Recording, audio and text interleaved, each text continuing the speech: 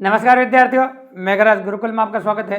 और आज की जो नेक्स्ट क्लास आपके लिए लेके आए ज्योमेट्री का सेकंड पार्ट है, ज्यामिति का सेकंड पार्ट है, जिसमें आप कंप्लीटली डिस्कस करने वाले आज की क्लास में अपन त्रिभुज के बारे में, प्रॉपर्टीज ऑफ ट्राइंगल मतलब त्रिभुज के गुण। तो त्रिभुज में कौन कौन सी प्रॉपर्टीज पाई जाती है जिनसे क्वेश्चन एग्जाम में पुटअप होते हैं और कैसे कैसे क्वेश्चन पुटअप होते हैं उनके बारे में बात करेंगे। भाई त्रिभुज के गुण तो अपन पढ़ेंगे, कैसे कैसे गुण त्रिभुज में पाए जाते हैं।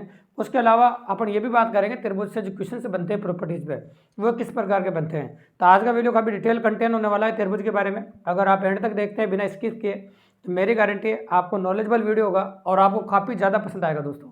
और आज के बाद त्रिभुज से रिलेटेड कोई भी क्वेश्चन, त्रिभुज की प्रॉपर्टीज से रिलेटेड कोई भी क्वेश्चन आएगा तो कभी गलत नहीं होगा दोस्तों, और काफ़ी ईजिली आप कर पाएंगे। तो चलो बिना देर के वीडियो को शुरू करते हैं अपन और त्रिभुज के बारे में जानते हैं। बिल्कुल जीरो से शुरू करते हैं और बहुत आगे की प्रॉपर्टी तक जाएंगे अपन। तो बिल्कुल जीरो से अगर हम बात करें तो कहते हैं तीन भुजाओं से घिरी हुई बंद आकृति को हम त्रिभुज कहते हैं। तीन भुजाओं से जो घिरी हुई बंद आकृति होती है उसे हम त्रिभुज कहते हैं। ठीक है, ये सबसे पहली और इंपॉर्टेंट बात होगी आपकी। और प्रॉपर्टीज की बात करें तो प्रॉपर्टीज अब शुरू होती है कि त्रिभुज के तीनों कोणों का योग 180 डिग्री होता है।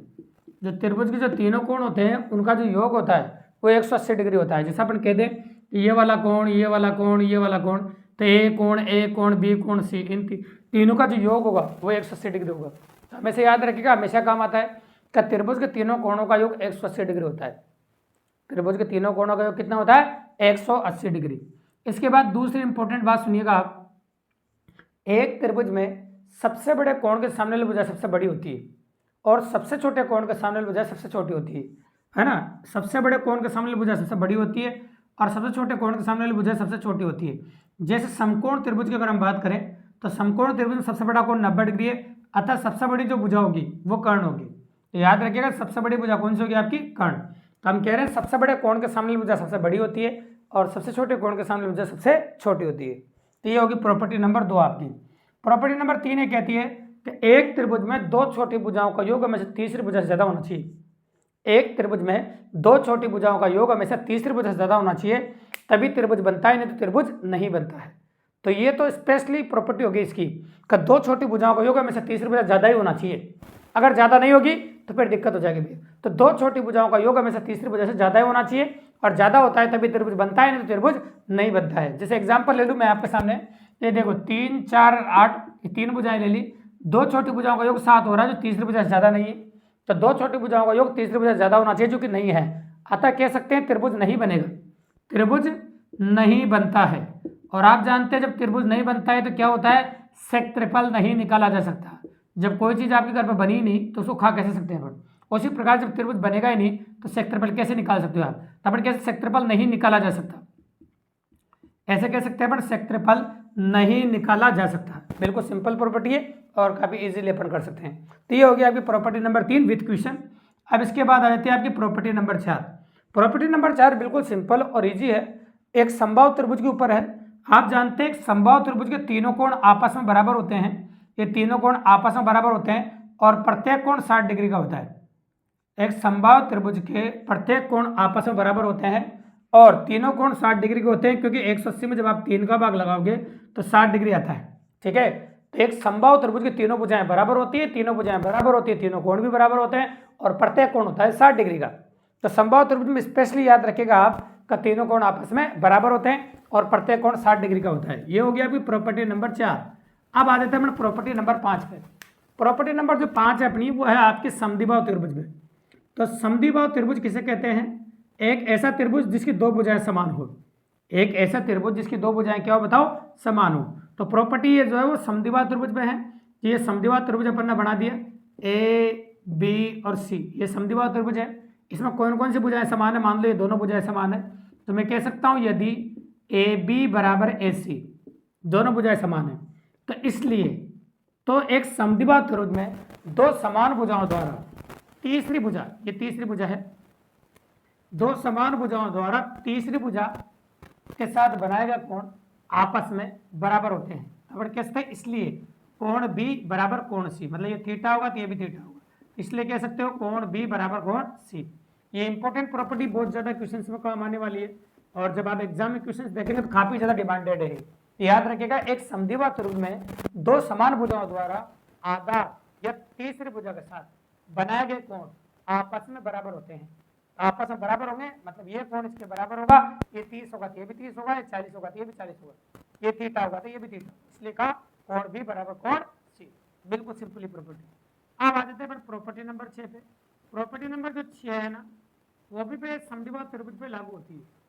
तो समद्विबाहु त्रिभुज में अगली प्रॉपर्टी आपकी, तो कई प्रॉपर्टी ऐसी है जो पर्टिकुलर त्रिभुज पर लागू होती है, जैसे समबाहु होती थी, ये आपका समद्विबाहु त्रिभुज में अगली जो प्रॉपर्टी वापस समद्विबाहु त्रिभुज में। समद्विबाहु त्रिभुज में ये दोनों समान भुजाएं होती है, आप जानते हैं जैसे ए बी और सी। आप कह सकते हैं ए बी बराबर ए सी, ये दोनों तो बराबर है क्योंकि समद्विबाहु त्रिभुज।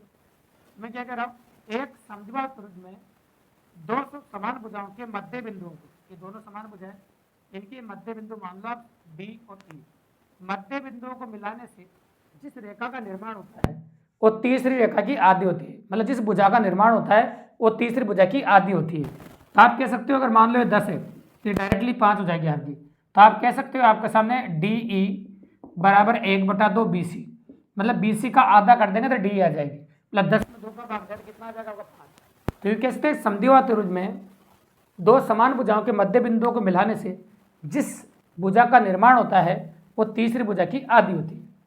Very very important property. तो ये भी काफ़ी अच्छी प्रॉपर्टी, क्वेश्चन में काफ़ी ज़्यादा काम आती है और काफ़ी अच्छे से क्लियर कर सकते हैं। देखो ये त्रिभुज की जो प्रॉपर्टीज बोल रहे हैं ना, ये सुनने से ज़्यादा याद रहती है। अगर कंप्लीटली इस वीडियो को अगर आप बार बार देखते हैं, अच्छे से देखते हैं, बिना स्किप ये देखते हैं, तो ये प्रॉपर्टीज दिमाग में सेट हो जाएगी आपके अच्छे से। अब आ जाते हैं प्रॉपर्टी नंबर 7 पे। तो प्रॉपर्टी नंबर 7 अपनी कहती है कि एक त्रिभुज है कोई सा भी जिसका नाम मैंने दे दिया, मान लो ABC है। तो ABC एक त्रिभुज है ऐसा, इसकी किसी भी एक भुजा को आगे बढ़ा दो। ABC एक त्रिभुज है जिसकी किसी भी भुजा को एक आगे बढ़ा दो, ये D तक आगे बढ़ा दिया, ठीक है। एक त्रिभुज है ABC, इसकी भुजा को D तक आगे बढ़ा दिया। तो बाह्य बनने वाला कोण, ये बाह्य जो कोण बन रहा है सुदूर अंतः कोणों के योग के बराबर होता है, मतलब इन दोनों कोणों के योग के बराबर होता है। तो मान लीजिए अगर ये x है, इसको y और z मान लीजिए, तो आप कह सकते हैं कोण x बराबर कोण y प्लस कोण z। तो इसका मान जो होगा इन दोनों कोणों के योग के बराबर होगा, मतलब ये कह सकते हैं सुदूर अंतः कोणों के योग के बराबर होता है। सुदूर अंतः कोणों के योग के बराबर होता है, बिल्कुल सिंपली और काफ़ी इजीली, ठीक है। अब इसके बाद प्रॉपर्टी नंबर 8 की अगर हम बात करें, ये और शानदार प्रॉपर्टी है, ये भी इंपॉर्टेंट है। और प्रॉपर्टी क्या कहती है, मेरे पास एक त्रिभुज है जिसे मूल त्रिभुज कह सकते हैं अपन। अब मूल त्रिभुज ABC है, जैसे इसका मान दे रखा है आपको ABC। त्रिभुज ABC के शीर्षों से होकर गुजरने वाले, देखो इसके शीर्ष है, इनसे एक त्रिभुज गुजरेगा। त्रिभुज ABC के शीर्षों से होकर गुजरने वाले त्रिभुज का परिमाप मूल त्रिभुज के परिमाप का दुगुना होता है। मूल त्रिभुज के परिमाप का क्या होता है, दुगुना। तो अपन कह सकते हैं त्रिभुज PQR का परिमाप बराबर 2 गुणा त्रिभुज ABC का परिमाप। तो ये आपको ध्यान रखना पड़ेगा। तो जब भी किसी त्रिभुज के शीर्ष से होकर कोई त्रिभुज गुजर रहा है तो उसका जो परिमाप होगा वो मूल त्रिभुज के परिमाप का दुगुना होगा। मतलब इसका परिमाप अगर आपको पता है, क्वेश्चन यहाँ से कर सकते हैं डायरेक्टली। मान लो मैं बता दूं आपको, AB दे रखा है आपको 3, BC दे रखा है 4 और CA जो दे रखा है वो मान लीजिए आपको दे रखा है जैसे 5 दे दिया, मान लो ऐसे अपनी मर्जी से मान लिया अपन ने, 3 4 और 5 दे दिया अपन ने। जनरली कुछ और भी मान सकते हो, 6 मान लिया, जैसे ये 6 मान लिए, ठीक है। तो ये भुजाएं आपको दे रखी है त्रिभुज की। अब इसका जो परिमाप होगा आपको अंदर वाले का, तो परिमाप हो जाएगा 4 भुजाओं का जोड़ी परिमाप होता है आपका, तो 6 4 10 3 13, इसका जो परिमाप होगा वो 13 हो जाएगा। और मैंने क्या कहा, बाहर वाले का जो परिमाप होता है अंदर वाले का दुगुना होता है। तो बाहर वाले का जो परिमाप हो जाएगा आपका वो हो जाएगा 13 दूनी 26। तो आंसर आ जाएगा सेंटीमीटर में है तो 26 सेंटीमीटर और मीटर में है तो 26 मीटर। इस प्रकार से इस पर डायरेक्ट सवाल बनता है इस प्रकार का। तो अपन कर सकते हैं इस पर क्वेश्चन। तो क्वेश्चन पे हम डायरेक्ट साथ में बता रहे हैं, तो क्वेश्चन पॉसिबिलिटी डायरेक्ट है इस पर, इसलिए साथ में डायरेक्ट ही बता दी अपन ने। वहाँ भी डायरेक्ट थी प्रॉपर्टी नंबर 3 पे, इसलिए डायरेक्ट बता देती। तो कई प्रॉपर्टीज ऐसी होती है जिनमें क्वेश्चन डायरेक्टली पॉसिबल है, ठीक है। अब आ जाते हैं अपन प्रॉपर्टी नंबर 9 पे। प्रॉपर्टी नंबर 9 ये कहते हैं कि एक त्रिभुज है मेरे पास ABC ऐसा, और ABC एक त्रिभुज जिसे मूल त्रिभुज कहेंगे। अब मूल त्रिभुज की भुजाओं के मध्य बिंदुओं को, ये भुजाओं के मध्य बिंदु है सारे, भुजाओं के मध्य बिंदुओं को मिलाने से जिस त्रिभुज का निर्माण होता है उसका क्षेत्रफल मूल त्रिभुज के क्षेत्रफल का 1/4 होता है। उसका क्षेत्रफल मूल त्रिभुज के क्षेत्रफल का 1/4 होता है। तो आप कह सकते त्रिभुज PQR का क्षेत्रफल, त्रिभुज PQR का क्षेत्रफल बराबर 1/4 त्रिभुज ABC का क्षेत्रफल। त्रिभुज PQR का क्षेत्रफल बराबर 1/4 त्रिभुज ABC का क्षेत्रफल। त्रिभुज PQR का क्षेत्रफल बराबर 1/4 त्रिभुज ABC का क्षेत्रफल। इस प्रकार से अपन कर सकते हैं आपके सामने। तो ये हो जाएगी प्रॉपर्टी नंबर 9 आपकी, बिल्कुल सिंपली और काफ़ी इजीली। आप आ जाते देखो क्या है कि प्रॉपर्टीज की पॉसिबिलिटी अपन बढ़ा रहे हैं, तो प्रॉपर्टीज की बात करें 10 नंबर जो प्रॉपर्टी वो भी ज़्यादा इंपॉर्टेंट है। और 10 नंबर प्रॉपर्टीज में टोटल 3 सवाल बनेंगे, क्योंकि लंब केंद्र वाली प्रॉपर्टी है। और लंब केंद्र में 3 तरह के त्रिभुज होते हैं, जो तीनों के बारे में बताऊंगा। पहला जो त्रिभुज है वह है न्यूनकोण त्रिभुज। 3 सवाल बनते हैं, तीनों की लैंग्वेज सुनना चाहिए। न्यूनकोण त्रिभुज, तो पहला सवाल ये बनता है कि न्यूनकोण त्रिभुज में लंब केंद्र कहाँ बनता है। न्यूनकोण त्रिभुज में लंब केंद्र कहाँ बनता है, तो याद रखिएगा न्यूनकोण त्रिभुज में लंब केंद्र बनता है वो अंदर बनता है भैया, पहले सवाल का जवाब। अगला होता है आपका अधिक कोण त्रिभुज। और अधिक कोण जो त्रिभुज होता है ना, इसमें भी डायरेक्ट क्वेश्चन पूछेगा अधिक कोण त्रिभुज में लंब केंद्र कहाँ पर बनता है। तो अधिक कोण त्रिभुज में जो लंब केंद्र बनता है वो बाहर बनता है भैया, ठीक है। और तीसरा जो त्रिभुज होता है आपका वो होता है आपका समकोण त्रिभुज। और डायरेक्टली पुटअप जो क्वेश्चन है आपका ये रहेगा कि समकोण त्रिभुज में लंब केंद्र कहाँ पर बनता है। तो समकोण त्रिभुज में लंब केंद्र बनता है वो बनता है भैया भुजा पर।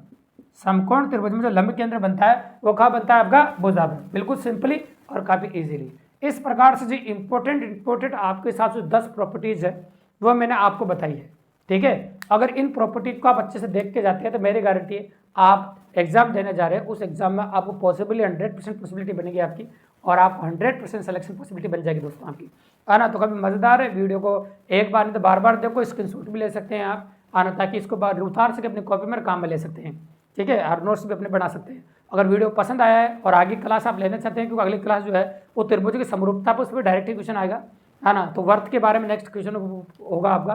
तो अगर आप कंटिन्यू क्लास लेना चाहते हैं क्रैश कोर्स के माध्यम से, तो आप हमारे चैनल को सब्सक्राइब कर दीजिए, तो लाइक कर दीजिए, शेयर कर दीजिए, और अपने और दोस्तों को बताइए, ताकि इसी प्रकार बेहतरीन वीडियोज़ हम आपके लिए लेके आते रहें दोस्तों। धन्यवाद।